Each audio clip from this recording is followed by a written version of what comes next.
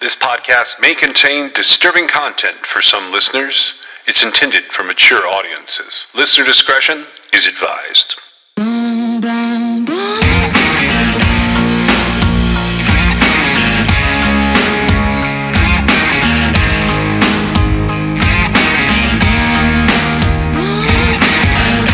This is True Crime XS.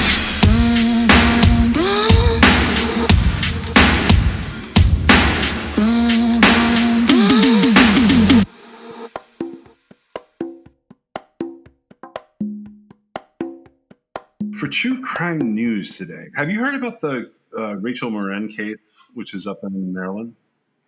This is interesting to me.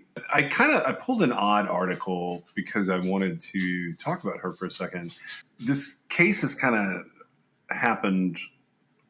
I don't know that I would call it brand new news, but there have been a few things that have happened that just struck me as really odd. And I noticed that, so the Independent read this article, and this article sort of sums up some of my odd thoughts. Andrea Cavalier wrote this article, and it popped up on, I guess, September 5th of 2023. And I was looking at it. It just says, Rachel Morin update, criminal profiler gets involved in hunt for killer as murder probe extends to Chicago.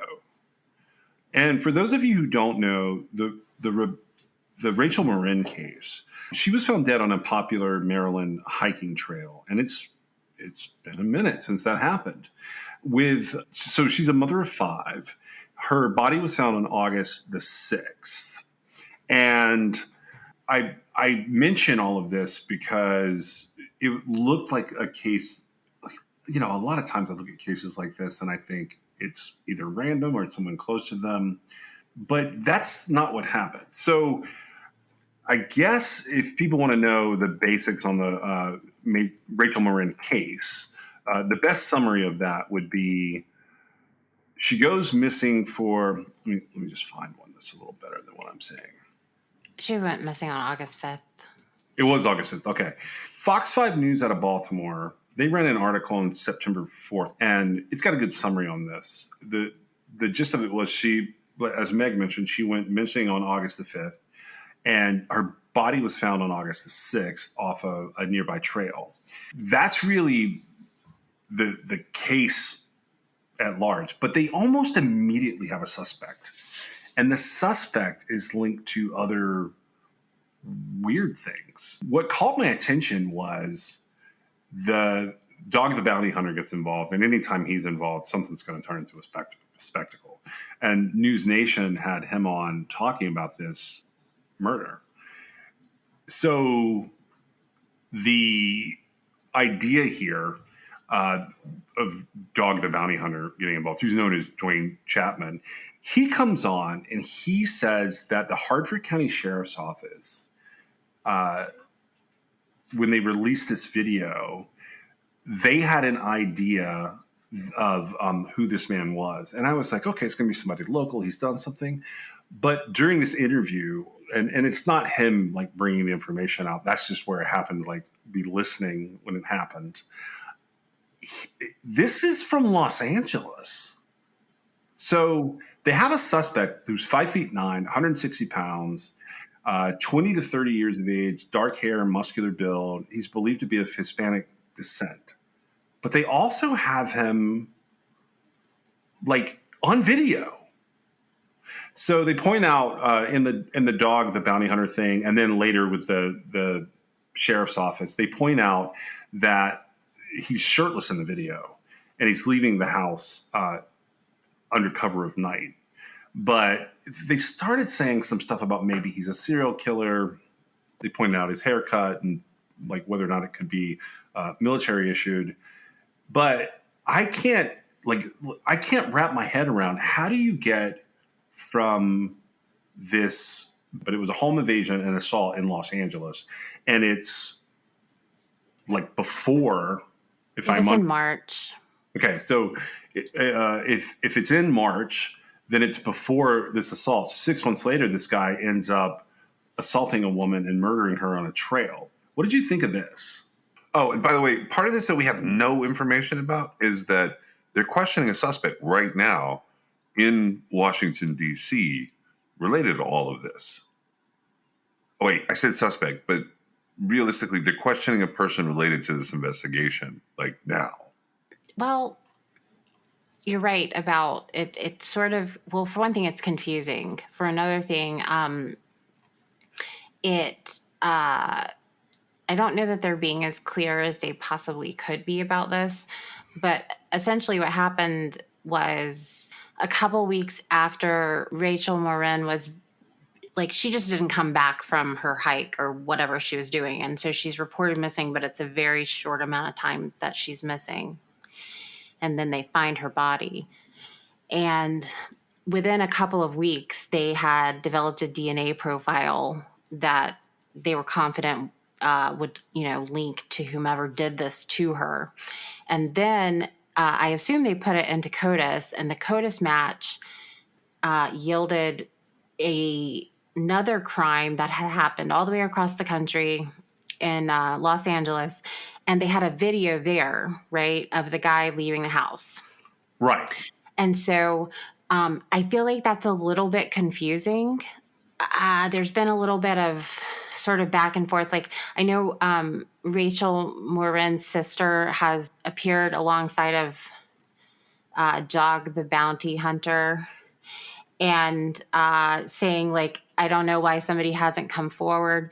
And I have a feeling it's because it's not quite clear what's happening, right? Right. Well, that's one of the reasons I'm bringing this up. Usually I can just look at something and I kind of get an idea of what's going on. And in a lot of cases, like, turns out to be spot on, or like there's some variable that the police didn't release and that kind of changes it.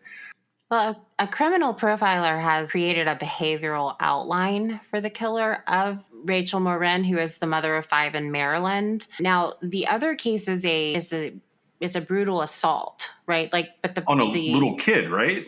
I don't know. I think it is a young woman. I don't know how young she is. Okay. But and her name's not given, of course, because she didn't die. She was just assaulted, and that's where that evidence comes from. But I didn't see where they had a good idea of who this dude was. Well, so Dog the Bounty Hunter, he threw this Instagram profile link out there, and then they linked it here. They don't know who he is, but they have his DNA and they have him on video. So they don't know his name. Right, but they have his DNA, and a criminal profiler has created this behavioral outline. And I wanted to see, I saw it, but now I've lost it, what it was. And I was like, why waste time on a behavioral outline when you have someone's DNA profile? Okay, so all right. So to point that, I wondered that same thing, and it's going to tie into what we're talking about today. Pat Brown is talking about creating the profile voluntarily, not related to, like, doing this on behalf of the Morin family. Rebecca Morin, Rachel's sister, had to do it. And they put kind of some dribs and drabs in here. We've talked about these before. Like when we talked about Stalk, remember those guys? Yeah, and I'm not saying like, okay, so that's very nice of them to do that. Okay. And the behavioral profile that was provided suggested the killer likely exhibits several psychopathic traits, including lack of empathy, compulsive lying, narcissism, and manipulation. I saw that. And, do we know who the killer is now? So it does go on, and she says the killer wouldn't be accounted for either at work or home between 6 p.m. and dusk. So basically, starting, I think, Saturday, August 5th, 2023, they were trying to narrow down a timeline of when he would have ran into her. So he said after 6, but before dusk, 9 o'clock or so, I think is what they're indicating there. I just thought it was interesting so first of all, Pat Brown is a talking head. Let's just go ahead and throw that out there. I don't have any problem with the situation that, like, what has happened with that. All I'm saying is, I'm telling you, I bet it would actually be easier to just do a genetic genealogy comparison of the DNA profile that is available, because we're at that point now. So we're talking about Rachel Morin went missing on the 5th and was found the 6th. So we're 1 month out from that, right? Yeah. Okay. They've already identified DNA that they don't say where it comes from, but I assume it's relevant to the case. I would wonder if it was under her fingernails, but You mean from that's the Rachel Marin crime scene? They have DNA. So yeah, what I'm saying. That's how yeah, it was linked to the LA house, right? I mean, yeah, the LA attack where there was a doorbell cam, right? The correct. other issue is like, I don't know where that particular doorbell cam footage came from, but did they make sure that there wasn't some from the house across the street that showed his face? That's what I was wondering too. If you've got some in this day and age, if you've got some, then you probably have more. I really find what he did on like in front of the doorbell camera really, really, really annoying, because it was almost like he's like, it doesn't even matter that there's a doorbell cam there because you're not going to be able to identify me. Yeah. And to me, that just adds this element of it that is just like, it's really annoying to me. I mean, I don't like guys that attack women anyway. The whole point of a doorbell cam would be to catch things like this. He doesn't show his face. He's able to get out of the door specifically because he's leaving the house, right? And Yes. this is the house of the victim in LA, where after her attack, they did, a crime scene examination on her, and they were able to retrieve a DNA profile from a suspected perpetrator of the attack on her. And so obviously the guy leaving the house right after the attack is the guy, right? Yeah. And they then so that's in CODIS from March of, I assume it's this year. There's not a lot of information, which is fine because that, this is a victim of a crime who, she wasn't killed. She was assaulted in her home. And that led to the match of the DNA found on Rachel Morin in August, all the way across the country in Maryland, right? Right. Okay. So if they take that profile and they put it into a genealogical database, they're going to find who this person is, and it's going to be very quick. And the reason I say that is because you've got to have somebody that, I mean, they're talking about where he was the day of Rachel Morin's murder. How about somebody that was in California in March and in Maryland in August? So I read that this is going to be more difficult because of the idea that like maybe this guy, they keep attaching a couple of different words. One of those is he's Hispanic or he's Latin American.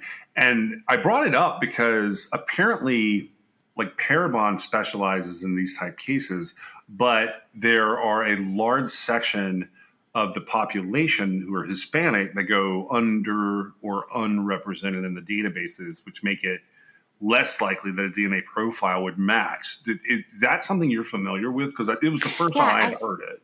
I can tell you sort of about that. It's possible that that could be a thing, but it's also, I would say it's just as likely that that wouldn't even come into play. Okay. There's so many profiles available now as far as sort of how they work off of them, right?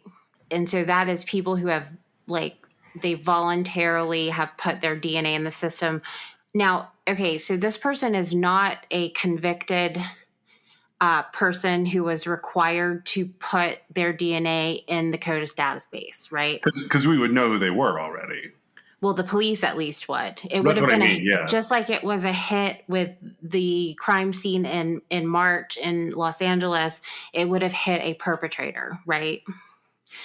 If they had been convicted of something and they had their DNA in CODIS. So this is somebody that at least right now is not in CODIS, okay?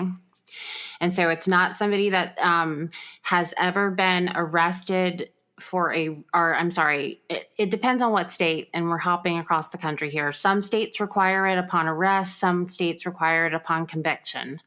But there's certain crimes that are committed where they take a swab of your DNA and then it's going to be in CODIS forever, okay? And that's not the case here.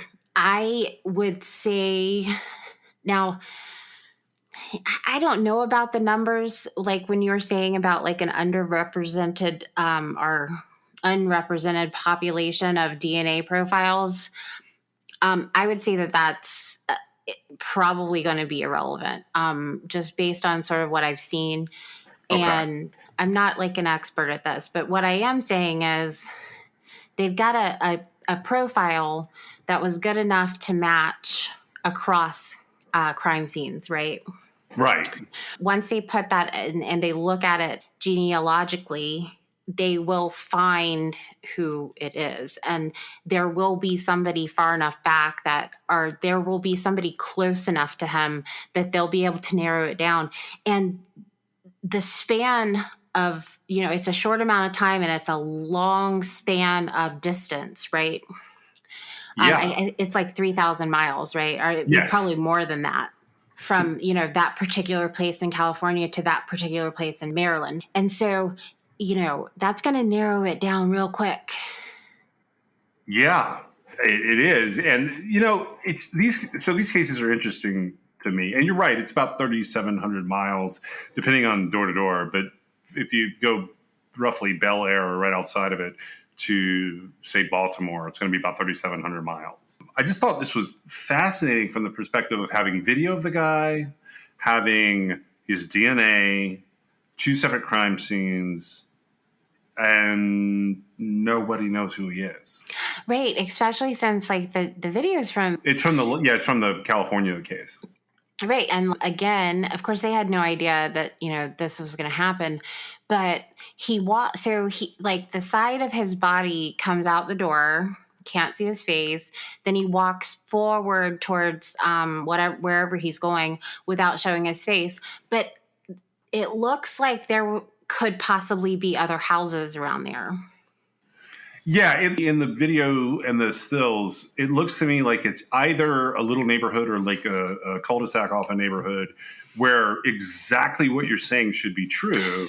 And the other thing is, like, so at least with Ring, and I don't know about other brands of doorbell cameras, like Ring holds on to the footage even if like you're not a subscriber to their service or whatever. Right, it's on the server. Yeah.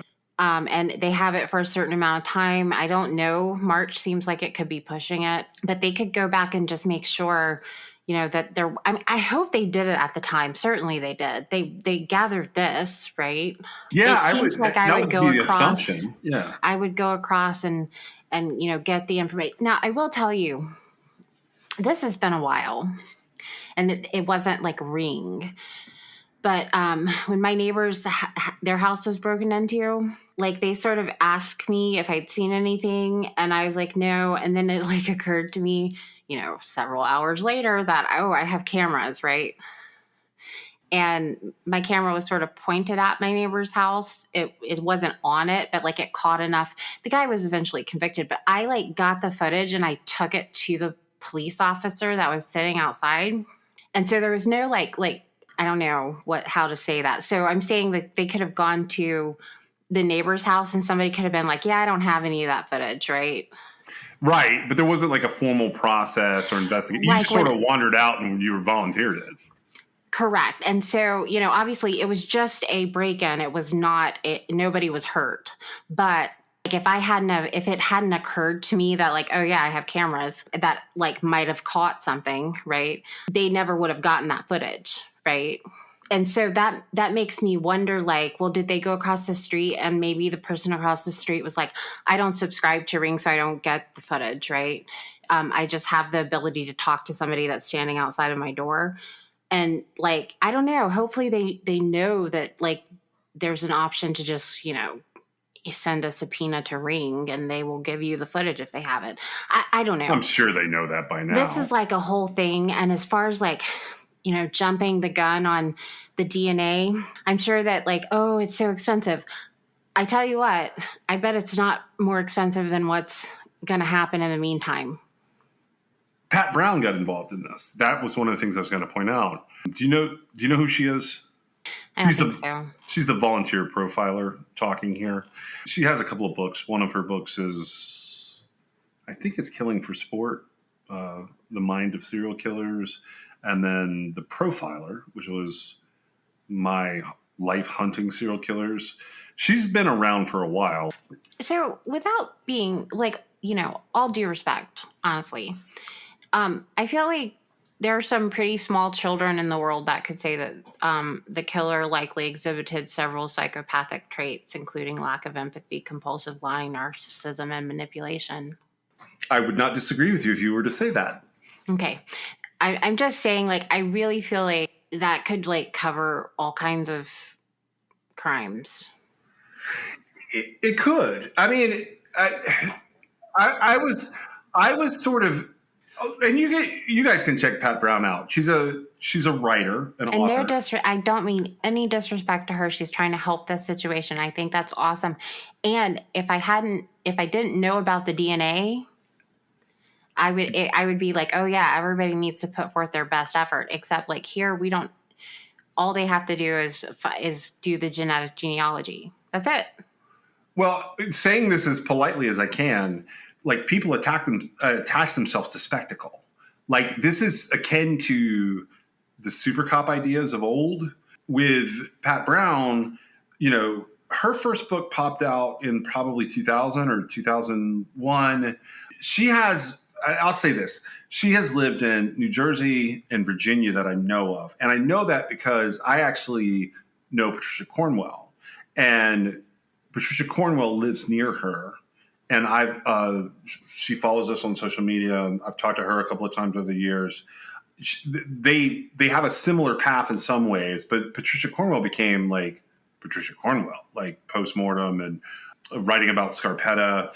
With Pat Brown, she wrote more about kind of true crime focused on serial killers, and she appears as like kind of a commentator. I call them talking heads. That might be a rude term, but like she pops up from time to time. And I bring her up here today, and I bring up this case, one, because this case needs some attention. Two, Pat Brown is interesting to me because of what you just said, which is she's attaching herself to spectacle. And in some ways, some of the things that she says is sort of stating the obvious. I know she's been very outspoken about like Madeleine McCann's case. And at one point she was on several different Discovery Channel documentaries that covered historical cases, like going all the way back to like Cleopatra, Jack the Ripper.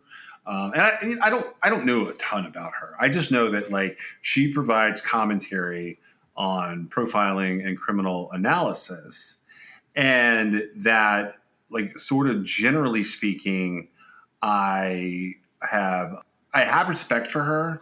I don't totally understand where she's coming from. She comes up today because we've been taught. We talked about Kevin Green, and then we talked about Gerald Parker, and now we've moved to Earl Nelson.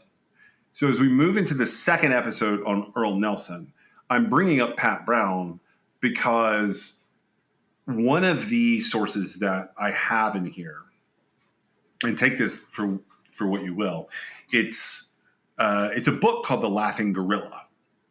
And it's if you want to pick this book up, it's actually in the Internet Archives where you can get it for free and borrow it and read it. It's a really good read. However, I will say that it comes from sort of an odd person. So the author of The Laughing Gorilla, which is a book, I think the subtitle for it is A True Story of Police Corruption and Murder. And it's a 2009 book that has a lot of Earl Nelson's case covered in it. And Earl Nelson in general has been covered by some of the really big, we talked about this in the first episode on him, names in true crime and sort of criminology true crime, which is this whole like thing where people attach themselves to these cases that aren't that well covered, and they write a book on it in sort of and bury it in their bibliography of the books they've written. And when they write something more high profile, they become very famous because of it. I say all of this because Robert Graysmith wrote like one of the big books about the Zodiac, which became Zodiac, directed by David Fincher. And he still, to me, falls into this category of people who are making observations like the 3-year-olds in our lives who have no filter. But I will say, it goes a step further because Graysmith, he actually was a political cartoonist for the San Francisco Chronicle in the 60s. And when the Zodiac Killer's case was rising to prominence, he was obsessed with trying to decode the letters that had been written by the killer. And that's what the movie and the books are actually about, is that level of obsession. And he ends up eventually giving up his career working as a political cartoonist, and he starts writing more and more books. And I have a favorite in there. It's this book called The Girl in Alfred Hitchcock's Shower. It's a really good read. I think it's from around 2010 or 2011. You can also find that book on the Internet Archive. It's a good read, as is The Laughing Gorilla, where some of the information for today's episode comes from. But I thought it was interesting how these people who, as far as I can tell, Pat Brown and Robert Graysmith, they don't have a ton of education in terms of like formal criminology or medical or law enforcement, but they do have a lot of hands-on experience and stories that become spectacles.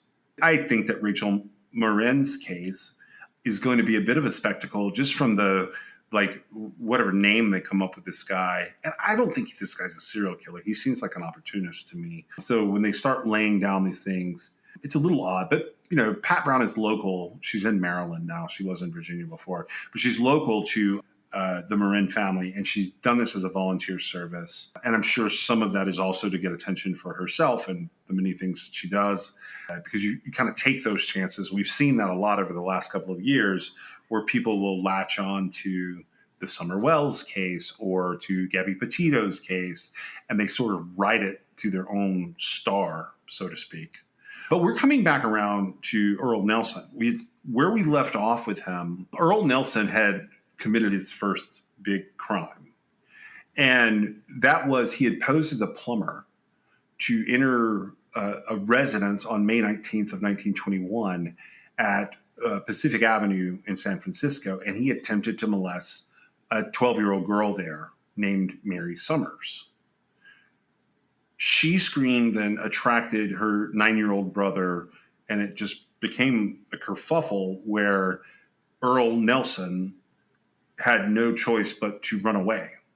And he was captured hours later while riding on a trolley.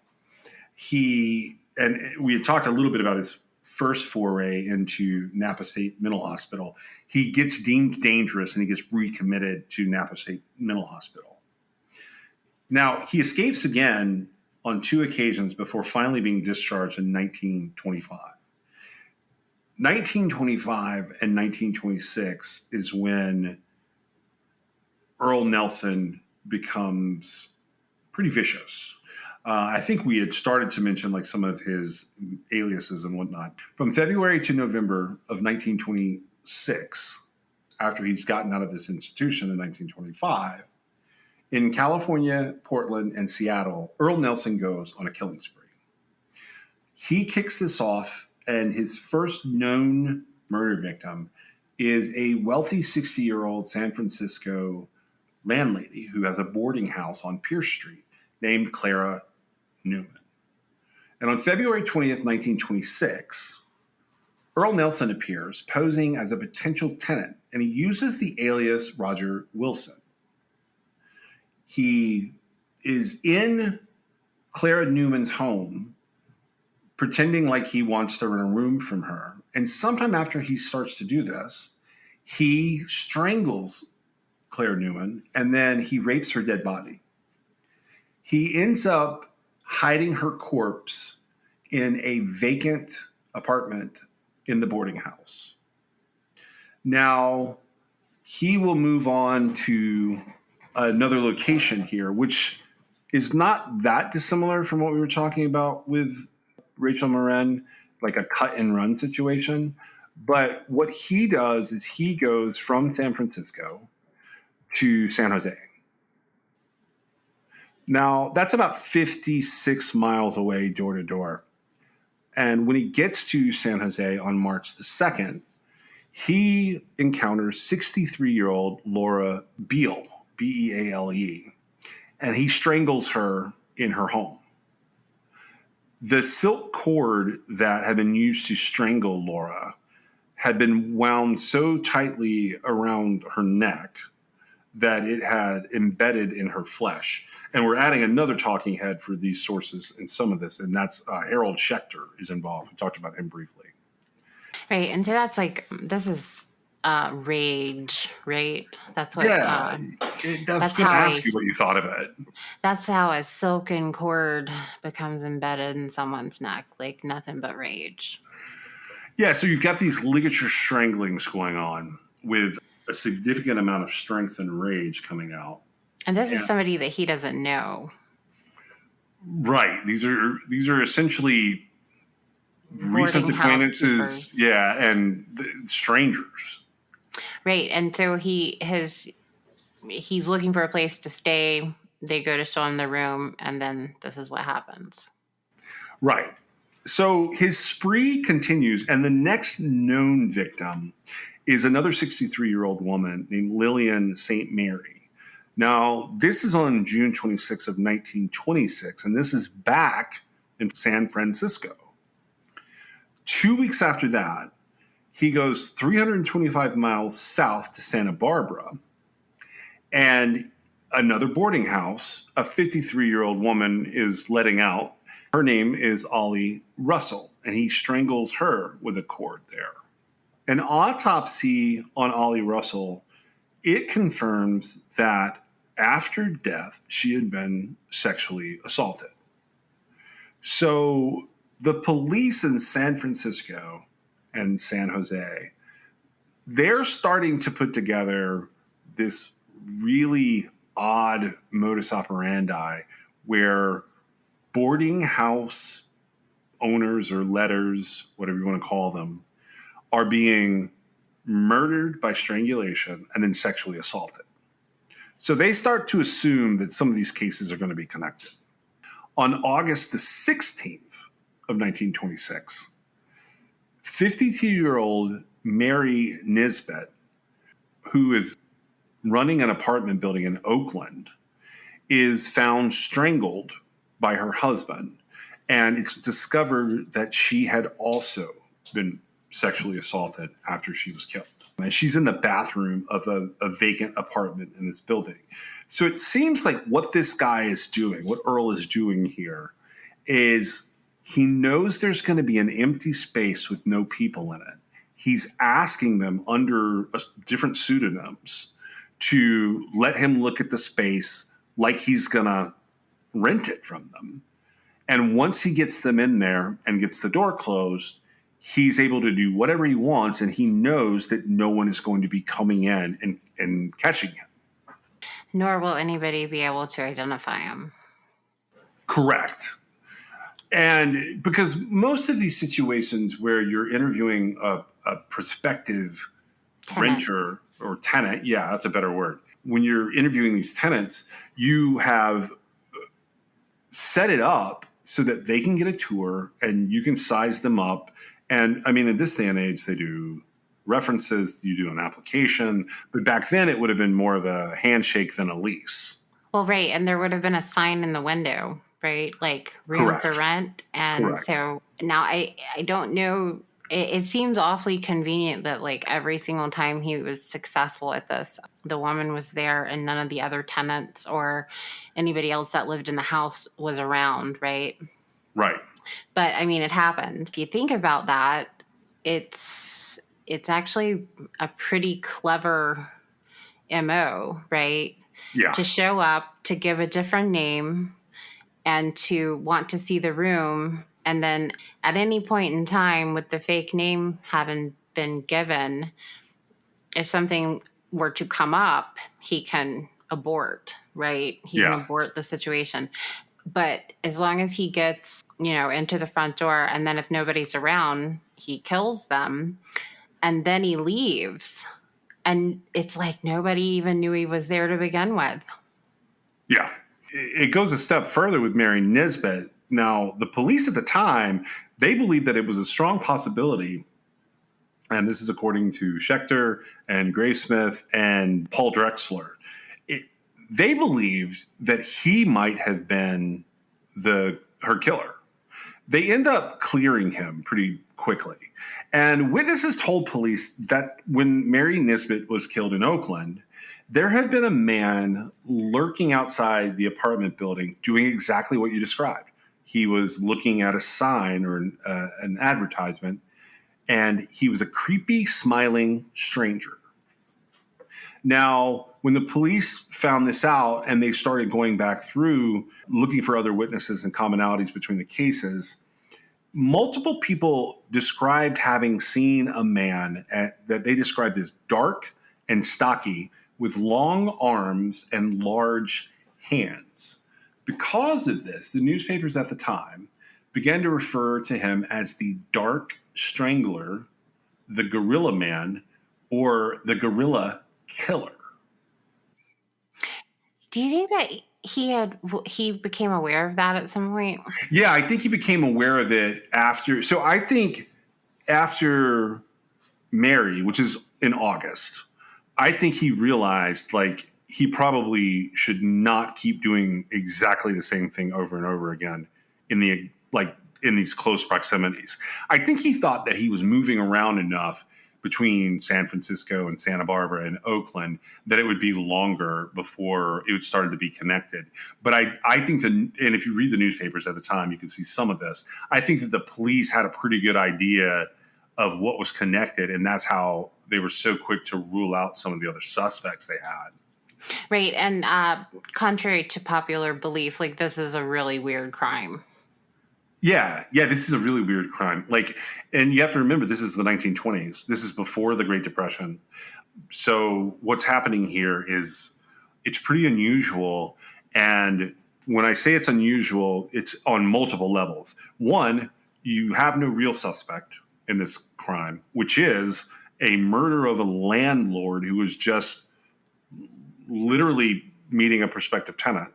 And three, after this murder, which in most of them so far is a cord strangulation, he's then sexually assaulting a corpse. All of that is highly unusual for America in 1926. Right. And so it wouldn't have really mattered what part of California he was in. Like they were going to catch on. Yeah. So he realizes that. I think he knew it. And then Earl's next step is he gets the hell out of town. The problem is, even though he gets out of town, he does the same thing. So where he goes next is Portland, Oregon. So he basically leaves Southern California. He heads up to Portland, Oregon, and he finds a 35-year-old woman renting a room named Beata Withers. On October the 19th, he rapes her, murders her, and rapes her again. I don't know if the sources I have on this mean to say, and some of this is from the Bismarck Tribune out of North Dakota, and these are literally newspaper archives from 1926. So they might not have wanted to say that he's sexually assaulting a corpse, but the bottom line is that was his MO. That's his MO. So she, with Miss Withers, her body is found by her teenage son. She had been stuffed into a steamer trunk in the attic of their house, and then clothing had been piled on top of her. The next day, on October the 20th, 59-year-old Virginia Grant was murdered in a vacant property that she owned on East 22nd Street in Portland, and her body was hidden behind the home's basement furnace. The next day, October 21st, landlady Mabel Fluke vanishes from her home in Portland. And now her body is found 4 days later in the attic, and she's been strangled with a scarf.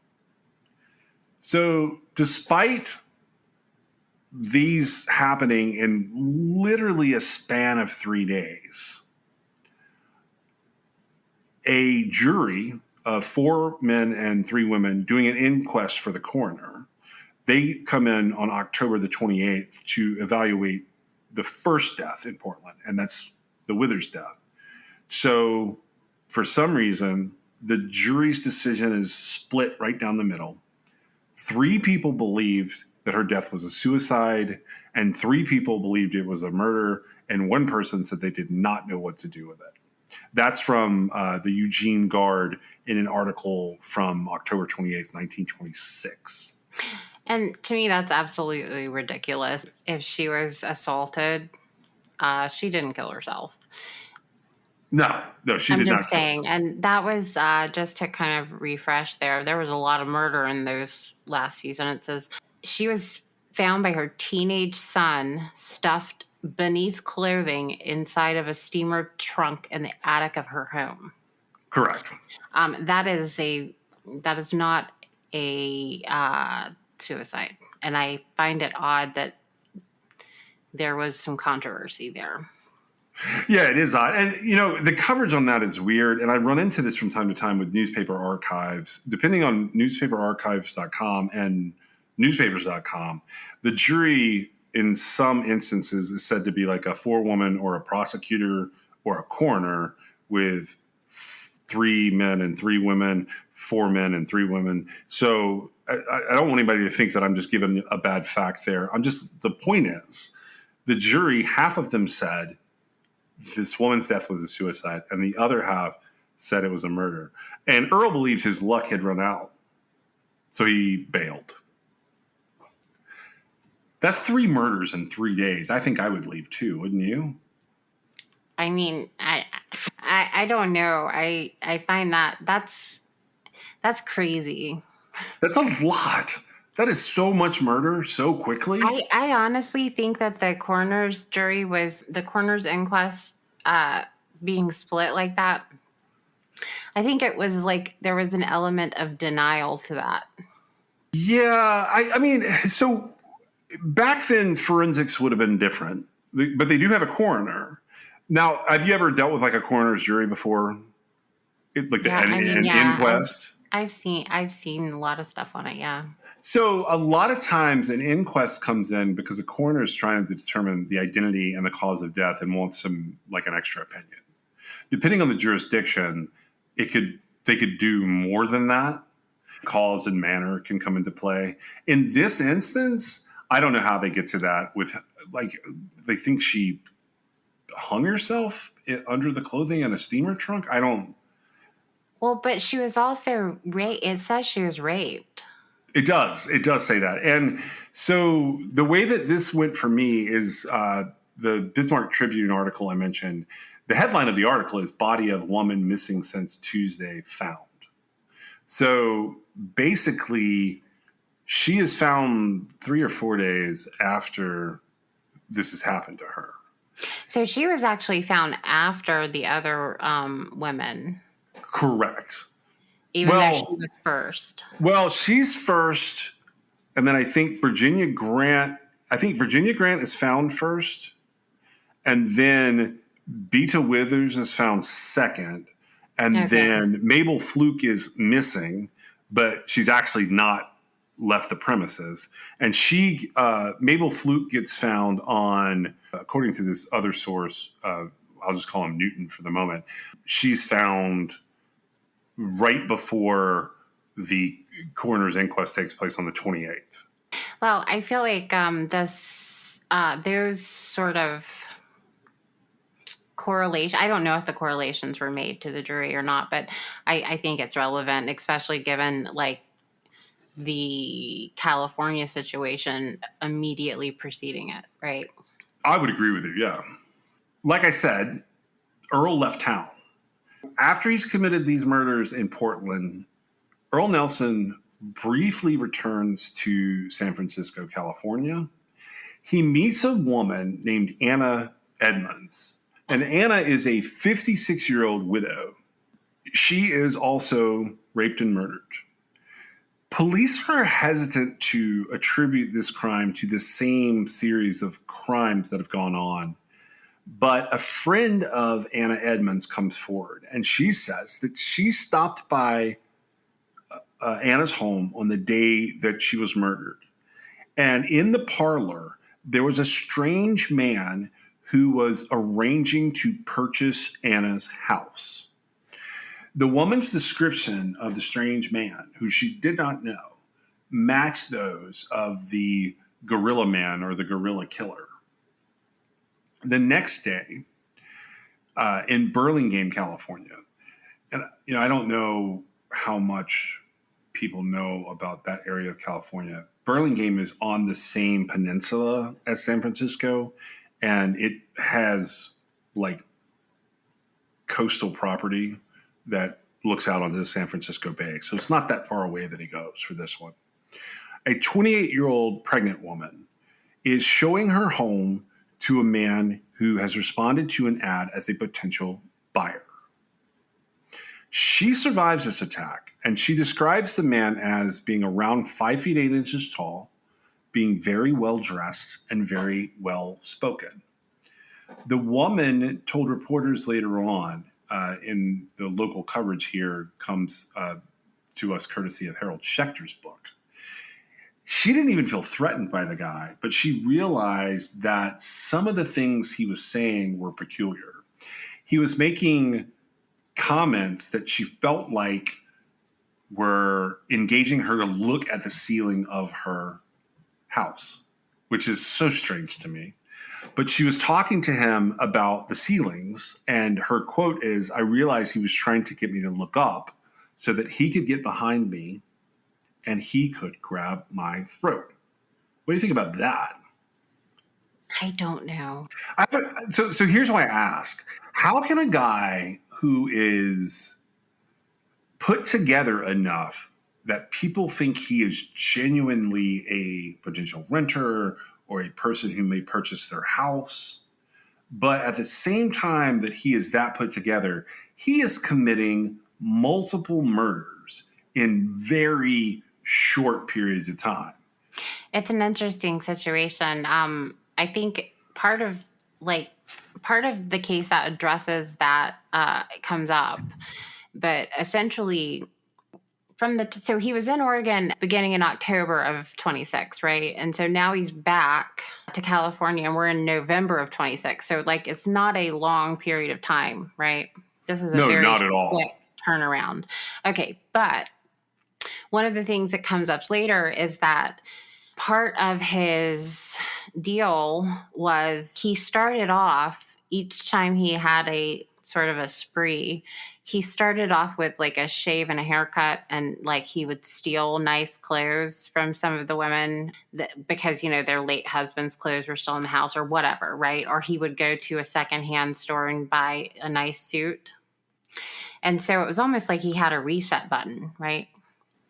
Yeah, he's like respawned and starting his round over. I'm not kidding. And so like at first he looks like very nice and put together, but then the other thing is like, he the whole time in between those shave and haircuts, like he didn't bathe at all, right? So it's thought that, he had bad hygiene practices, but also that like that was part of his disguise. Right. Gotcha. Yeah. Because like the nice looking guy on the first, second, or third day of his crime spree looked nothing like the guy he would have been by the time they picked up his trail. Right. Right. Well, he doesn't stop there. So that woman survives, by the way. I don't know if I said that, but the pregnant woman selling her house, she survives. And I have no idea, I can't imagine myself being in a situation like that. So I have no idea about like looking up at the ceiling. I mean, it's insightful from her, obviously, and it's also in hindsight, right? So, who knows if he was really going to do something if she had looked up. I mean, he attacked her, and she got away. So she, looking back on it, she felt like there were signs. Yeah. I mean, I'll tell you what, whether she's accurate or not about him doing it, that moment in the docuseries they need to make about this dude is so creepy. To see him standing there in like one version of his, outfit, and he's like sliding his hand back there as he meant. That's very terrifying to think about that. It really is. 10 days later, so that happens on November the 19th. We move forward 10 days to November 29th, and Earl is back in Portland. And there he murders and rapes Blanche Myers in her Portland home. Now, for the first time, police get unknown fingerprints from an iron bedpost at Blanche Meyer's home. And everything goes crazy at this point. This is like the moment in the Zodiac story where the newsroom is everybody looking for a lead, and the police are all forming a task force, and they're gathering all the news sources they can and warning people like to walk in pairs. And the Oregonian reports that the third floor of the Portland Police Bureau during this time had been like turned into a madhouse, and that these murders, because they started up again like after he runs down to San Francisco and comes back, because there's not this long period of time here, these murders made everybody crazy. There were hundreds of phone calls, and everybody was being called a suspicious character. People were turning in their boyfriends and their husbands. One local woman calls into police, and she says that right after Thanksgiving of 2026, there was a man who had been staying at her boarding house named Adrian Harris. And she said the day of Blanche Meyer's murder, the man had told her that he was leaving and he was going to get on a train to go to Vancouver, Washington. And he indicated that he would not be returning to the boarding house. Now, he had paid for multiple days' worth of rent ahead of time, and the woman found that to be suspicious. He gave her, the woman who ran the boarding house, and another female boarder from the house, jewelry as a gift, because it's the holiday times. That's the other thing you have to remember here. I meant to point this out. This is all taking place between Halloween and Christmas. Like, basically, it starts like right around Halloween, and everything eases off by Christmas. So it's a specific time of year today. Back then, I think it might have been a little more a nostalgic time of year. So he's giving gifts. But the police confirm that the jewelry he has given as a gift belonged to a woman who hasn't even come up yet. And that is a widow named Florence Monks, who had been murdered and raped in her Seattle home on November the 23rd. This guy doesn't stop. And what I will say about this time of year for him is it's only the beginning. 1926. Thanksgiving Day. Which day? It would have been so that murder takes place the Tuesday before Thanksgiving. The 23rd? Yeah. Well, she was found that day, right? Oh no, she was murdered. She was murdered that day. A rare thing happens at the time. Law enforcement in California and Oregon start issuing public safety announcements, some of the first PSAs, to citizens. And what they're hoping to do is either they really want to catch the guy, but if they can't catch him, they at least want to stop him from killing more people.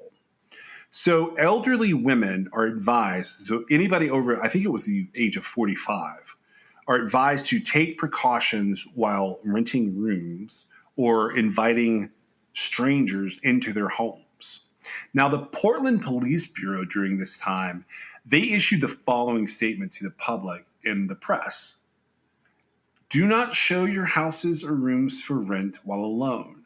If necessary, call a policeman to accompany you. Crimes such as these should be prevented and could have been prevented if women had been more careful. I do not wish to duly alarm the people of Portland, but there is no denying the situation is grave. Okay. I just want to say something there about the police's approach to that. I want to think that the police have come a long way since 1926, since it's 97 years. Right. Mm-hmm. What do you think about that statement? I feel like that, it was very commonplace, and unfortunately, we probably haven't come as far as we would have liked to have in saying that, it could have been prevented if women had been more careful, because, it could have also been prevented if, a man wasn't doing it. Yeah. But also, can you imagine? So this gives you a sign of the times. The Portland Police Bureau issues this announcement indicating that if you need to show a room to a potential tenant and you're a boarding house owner who is elderly, which I don't know that I agree that 45 is elderly or whatever, they're saying for you to call the police and a policeman will accompany you. Can you imagine that happening now?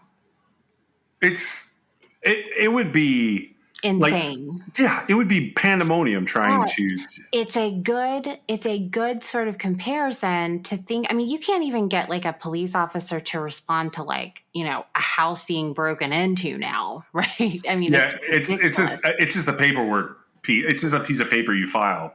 Right. And so, to say like, oh, women, be on the alert. You need to be more careful because this could be prevented if you were more careful. Call a big, strong policeman to come out and, show your room with you. So, I mean, while I get it, at the same time, it just oozes chauvinism. Yeah, I agree with you. And unfortunately, at the time, as far as California, Oregon, and specifically with Portland, uh, they started patting themselves on the back because you know what happened? It stopped. It stopped. Yeah, so it stopped, and we don't have any more Earl Nelson murders in California or Oregon through the at all. I mean, that's it as far as we know. But I'll say this: the murders don't stop; they just stop in that location.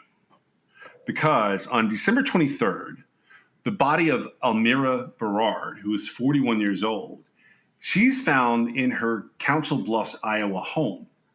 She had been garroted with a shirt. Now, all of the initial reports and the investigation indicate that Amira Berard committed suicide. She had recently been discharged from a psychiatric institution. But afterwards, they discovered that she had been raped. So while they may have believed that she had killed herself, she could not have raped herself. 2 days That after, didn't seem to matter earlier, but I I hear know, you. it's a bizarre thing. On in on December 27th of 1926, a 23-year-old woman named Bonnie Pace of Kansas City, Missouri, was strangled to death and raped in her home. Her body was discovered in an upstairs room in their house by her husband. On December 28th, Germania Harpin, who is 28 years old, along with her 8-month-old infant son Robert, was found murdered in her Kansas City home. Both of them had been strangled. Robert had been strangled with his cloth diaper, and Germania had been raped after her death. Her husband and his father discovered them when he returned from work that evening. And that's the last we hear of Earl Nelson in 1926. I have some questions that kind of went unanswered as far as those sort of last group, because we're going from Council Bluffs, Iowa, over to Kansas City, Missouri, and then we're adding a child to the situation, right? Correct. An 8-month old, and there's no indication of it. So it seems like it was like boarding house hostesses seeking tenants that he targeted.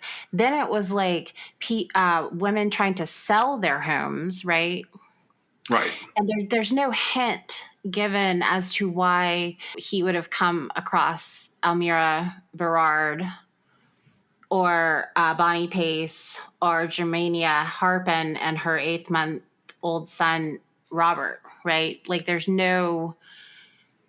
His MO is changing. Is that what you mean? Well, he could have been doing it on purpose because if he was paying attention, he would have realized that the Portland Police Department just put out a public service announcement to warn women of not allowing, not just randomly showing rooms to strangers, right? Yeah. And so he moves on. I would have to know more information about these cases. Though I do think the baby's strange, especially an 8-month-old. Don't you? Yeah, I think it's strange. I mean, that's one of the reasons this all comes up is when I look at it, I wondered if we'll just say they have him to some degree on what appears to be quite a few murders. Like just in this little spree we're talking here, like it's a lot. So what we just talked about, everything we talked about happens the year after he gets out of an institution, okay? So if we just look at the list from the perspective of like, well, who are these victims? Okay. So we have 1 in Clara Newman, 2 in Laura Beale, 3 in Lillian St. Mary, 4 in Ollie Russell, 5 in Mary Nisbet, 6 in Beata Withers, 7 in Virginia Grant, 8 in Mabel Fluke, 9 with Anna Edmonds, 10 is the woman that he doesn't kill. She survives in Burlingame. We know her husband's name, but we don't know her name. So we'll put her off to the side and say she's a survivor. But that makes Florence Monks his 10th murder victim. She's the woman from Seattle where he took the jewelry and he handed it off to the people he was living with. So 11 would be Blanche Myers. And then we've got 1, 2, 3, 4 more victims, including an infant.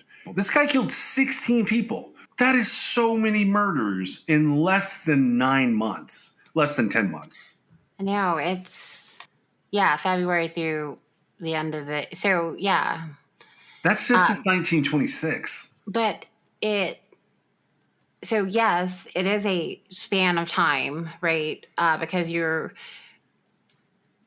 way it's set up though, like we're talking like he would kill a person a day, like 3 or 4 days in a row. And then there'd be a long period of time in between, a longer period of time, right? So like they're all their own little sprees almost. Yeah. And towards the end he started changing his MO. He's no longer the one ad guy. Well, I've wondered a lot because I haven't gotten a whole lot of information about so after he's left Portland and he's headed to these other kind of random places, and because he's in Iowa on December 23rd. You're talking about the Iowa and the Missouri cases, right? Correct. And so, like, I think you're right. His MO was changing, but also, like, we don't know. I don't know, like, if California just had like a whole lot more boarding houses, right? Because I think the population would be higher, yeah. And so, I don't know that he necessarily adjusted it because he was aware of like what the Portland Police Department had said, or if he was aiming to tweak the situation so he wouldn't be being found out. He could have been completely unaware of what was happening as far as the media goes. We don't know, right? Yeah, I mean, he may have been.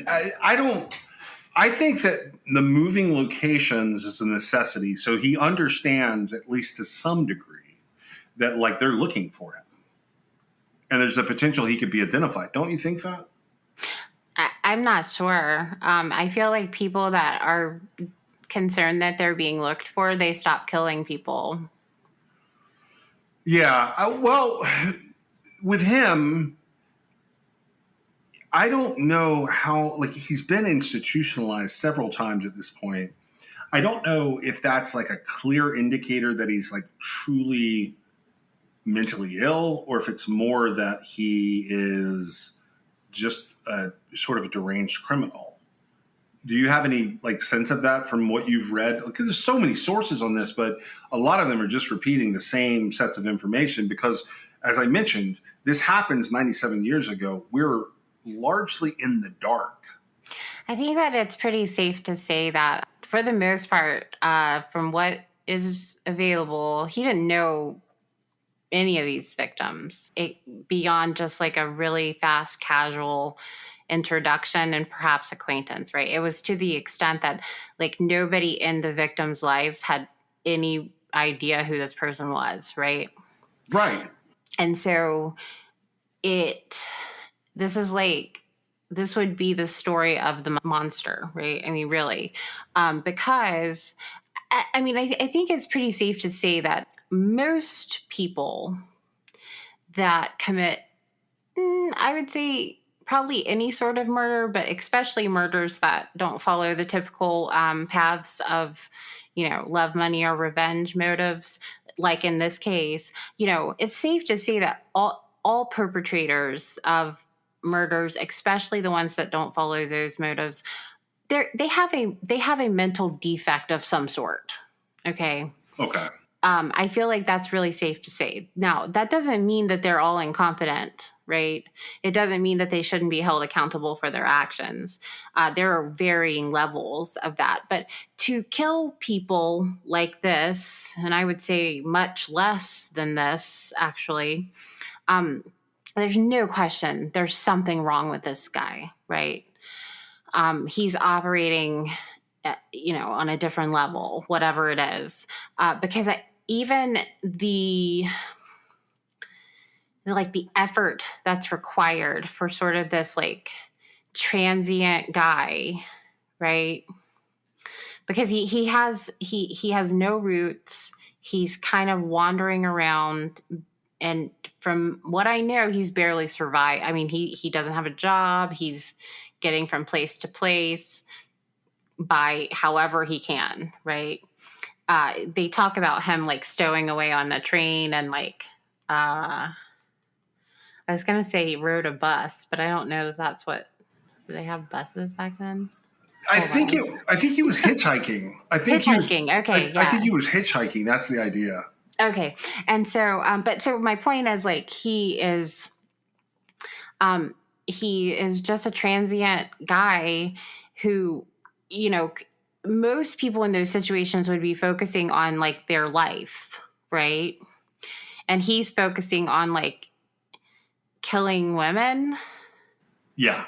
So your question was do I think that he's mentally off? Do I have any sense of him, what kind of deranged criminal he is? Well, yeah, he's a deranged criminal. There's no question to that.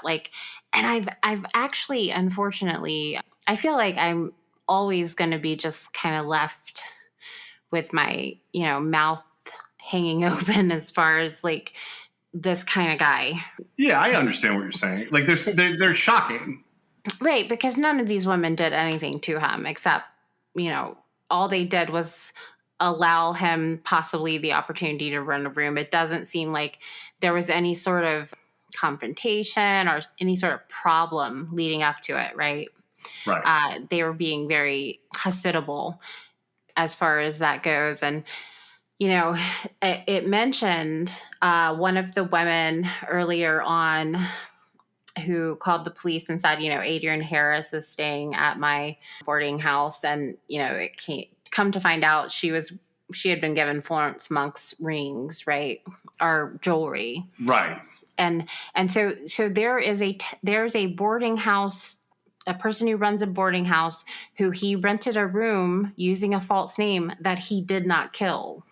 That's exactly what I was going to ask you about to wrap this episode up. What did you think of that? Well, I imagine that some circumstance arose that made it so he couldn't kill her, right? There were people there, right? Yeah. Because you'll notice all of his victims, nobody had any idea, or there's just a passing glance of someone having sort of maybe seen the victim with somebody, right? Right. And so you're in a situation where, boarding houses have people coming through, all the time, I assume. And if the circumstances didn't line up, I mean, he did have to have a place to stay. But my presumption was that something occurred that kept him from being able to murder that woman or the woman that was staying at the boarding house that he also gave Florence Monk's a piece of Florence Monk's jewelry to. Now, it would be interesting to know if that weren't the case, because that would mean he's making some sort of distinction, right? Yeah, either the treatment or something about the person, either the way they treat him or the way they look or something about the circumstances is got to be distinguished in his head. Correct. But I don't think that's what's happening. I think that it is pure happenstance as far as like, he probably thinks to himself, am I going to be able to get away with this? Which it is a very unique set of circumstances. I will say that, because you've got a person who, like, it's not odd for them to be there because, you are renting a room. And yet you show them the room completely unsuspecting that, they're going to kill you. And nobody had any idea this person was ever there. Right. I mean, in some ways it's very, very clever. It's also horrifying. Right. But because of the diversity of his victims, right, leading up to this point, at least, because of like all the different ages, and it didn't seem to deter him at all that he had a victim who did not succumb to his attack, right? She's sort of right in the middle of it. And I mean, he just kept right on, right? I don't know that we're going to find some sort of distinguishing factor that's going to say like, oh, this is why he didn't kill the boarding house owners that he came into contact with, that he just stayed there and then left. But he did seem to have this like part of the MO. I don't know that we've mentioned it though, but part of like what he did was he would steal whatever he could from his victims. And so, it sent a red flag up to the boarding house owner that he was staying with, because he had paid in advance. And they probably were like, well, he doesn't have money to pay in advance. Why is he doing that and then leaving? He's up to something, right? That's what I imagine happening there. But he set it all up that way because he had no idea. And that tells me, having paid for a week or like whatever money he was able to get from the previous victim, he paid for his room so he would have a place, right?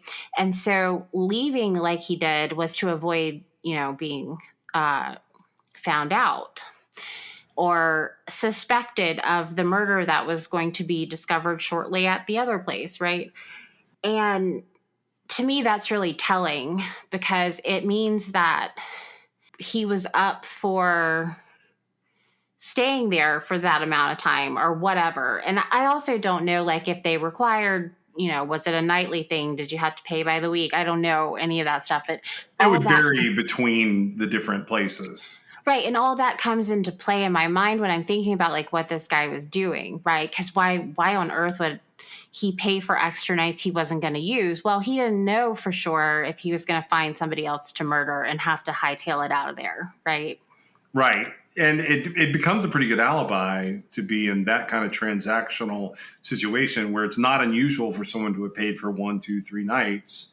And, he did draw attention that way in this instance here with the jewelry. But other than that, like if he had been caught at one boarding house, well, if for some reason he became a suspect, but he hadn't been witnessed directly, he could just say, I wasn't staying in that boarding house. I stayed in a different one. Correct. And I think he relied on that, so I can't really decide. I can't decide if like he just needed a place to stay and so he stayed at some boarding houses. Like, why was that the boarding house he stayed at and not where his next victim was? There's got to be factors that come into play there. I agree with you. And what we're going to do is we're going to leave off here for today, because this guy's going to be active. Like, this is December of 1926 that we're leaving off at. This guy's going to be active for another 18 months. And we're going to cover that next, and some of the fallout from this, plus some of sort of what was going on in other news during this time and how that might have affected some of what we're talking about here. Do you have anything else to say about this period, which is February of 1926 through after Christmas 1926? No, not at this time. Thank you so much for joining us today. We'll see you next time.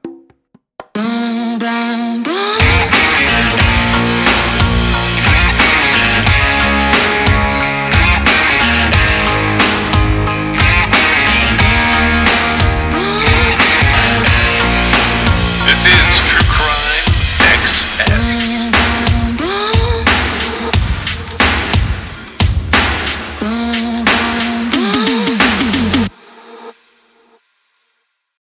All right, so I'm going to tell you guys a few things about some of the folks who are helping sponsor our show. Now, Labrati Creations sponsors our show, and you can always use the Crime XS code there. You can also just message them at Labrati Creations, and they will generally do something for the people who come from True Crime XS. They were our very first sponsor. They've done a lot for the show, and that code is CrimeXS at LabratiCreations.com. The first new advertisers that we have, and I've selected all of these guys. I've selected all of these advertisers. So the very first one is Cure. Now, I'm going to tell you guys about this, about Cure as being one of our sponsors. If you're an athlete, you know that proper hydration is key to peak performance, but plain water can be boring and sports drinks can be filled with artificial ingredients and added sugars. That's why we love Cure. It's a clean and effective way to stay hydrated and perform at your best. I use it late in the day when I switch out of caffeine mode. Specifically, when I hit the pool or I go play tennis with my wife, I use Cure to help me stay hydrated. It helps me recover after a long day. Now, you guys may not know this, but I build things. Right now, I've been building several structures on our property out here. Among those is a new podcast studio space for myself. I do a lot of that work at night and into the wee hours, and I always have some Cure with me to go into my aluminum water bottle. Hydration is not just about filling up my aluminum bottle with water. Cure Hydration is an oral rehydration solution that contains the perfect balance of electrolytes and glucose to help your body absorb water and rehydrate quickly. Whether I'm building things or putting the podcast together or chasing these dogs that you sometimes hear in my studio up and down the trails to get them worn out, Cure Hydration is the way that I choose to go.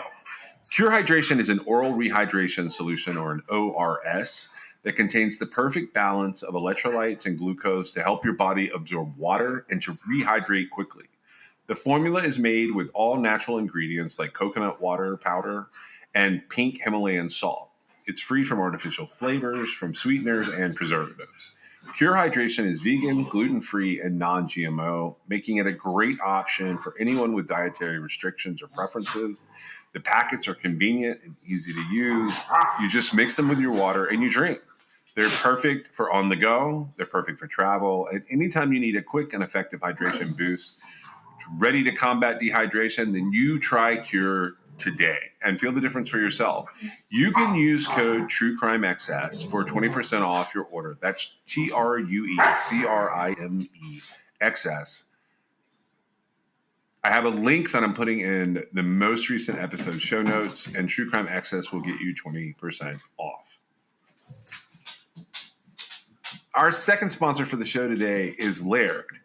Now, Laird has a list of things that they want me to tell you about. They have better ingredients with amazing taste and functional benefits. They have a superfood creamer crafted from the highest quality, all-natural, real food ingredients. All Laird products are sustainably sourced and thoroughly tested to ensure that you're incorporating the cleanest, finest fuel into your routine. They have all natural whole food ingredients, and they contain naturally occurring MCTs made from coconut oil.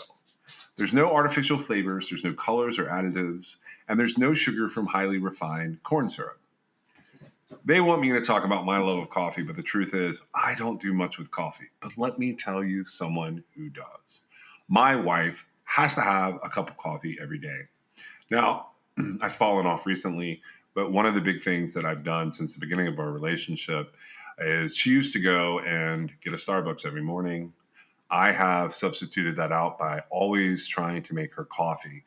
It's not going to be every single day of time from when I met her, but for the most part, almost every day, I make her coffee. I put her creamers together, and I make sure that she has a good way to start her day.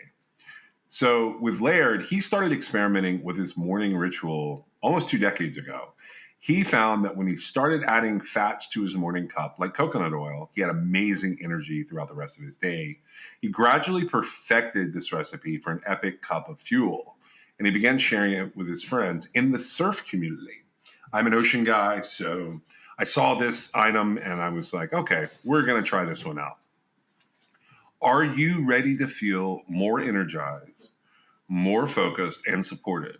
Go to lairdsuperfood.com and add nourishing plant-based foods to fuel you from sunrise to sunset. And you can use our promo code at checkout to save 15% off your purchase today. Our offer code for this for Laird is going to be True Crime XS. Pretty much everywhere except for Labarte Creations. If you use True Crime XS, that will get you, at Laird, it'll get you 15% off. At some of the other places, they'll get you 20% off. I'm going to tell you about two more sponsors today. So the first one is, the third one is Liquid IV. So let's talk about the real reasons that you need to hydrate. Late night TV binging, back-to-back Zoom meetings, going on a walk with your friends. Everyday hydration is not just for high energy athletic endeavors. Liquid IV is the number one powdered hydration brand in America. It's now available in sugar-free. This is years in the making, but Hydration Multiplier Sugar-Free uses a proprietary zero sugar hydration solution with no artificial sweeteners. It's got 3 times the electrolytes of the leading sports drink, but it's also got 8 vitamins and nutrients for everyday wellness. Liquid IV hydrates 2 times faster than water alone. Keep your daily routine exciting with 3 new flavors. They've got white peach, green grape, and lemon lime. I love all of these flavors, but I think that my favorite is probably the green grape. White peach I use as the secondary flavor, and lemon lime I leave here for my kids and my wife. Liquid IV believes that equitable access to clean and abundant water is the foundation of a healthier world. They also partner with leading organizations to fund and foster innovative solutions that help communities protect both their water and their futures. To date, Liquid IV has donated over 39 million servings in 50 plus countries around the world. You can get 20% off when you grab your Liquid IV Hydration Multiplier sugar-free or any other variant at liquidiv.com and use code TrueCrimeXS at checkout. That's 20% off anything you order when you shop Better Hydration today using promo code TrueCrimeXS at liquidiv.com. And the last sponsor I want to tell you about is Zencastr. We are part of Zencastr's creative network. We've been using Zencastr since about midway into our first season. Meg and I experimented with a lot of different ways to put the podcast together. And the truth is, Zencastr was an integral ingredient to us being able to bring you this show. It's so easy. It's now super easy. You can record a podcast with Zencastr. You can log in using your browser and you start recording a high quality podcast right away. You can record studio quality sound and up to 4K video with your guest. You get to feel a sense of zen knowing that Zencastr's multi-layered backups ensure you will always have your recordings in the highest quality, even if the connection is unstable. You sound your best. I mean, if you've ever worried about what you sound like, Zencastr's post-production process makes you sound buttery smooth. It automatically removes those ums and ahs in your recordings. It removes those awkward pauses in conversation too. You can set the right podcast loudness and levels while reducing background noise with a click of a button. That's how you don't hear my dogs every second of every episode. Zencastr is all in one. If you've thought about podcasting before and realized that you need a lot of different tools and services, those days are now over. With Zencastr's all-in-one podcasting platform, you can create your podcast all in one place, and you can distribute to Spotify, Apple, and other major destinations. Just go to zencastr.com/pricing and use my code TrueCrimeXS, and you're going to get 30% off your first month of any Zencastr paid plan. You can also check out the other plans they have available. I want you to have the same easy experiences that I do for all my podcasting and content needs. So zencastr.com/pricing. The offer code is TrueCrimeXS, and it's time for you to share your story today.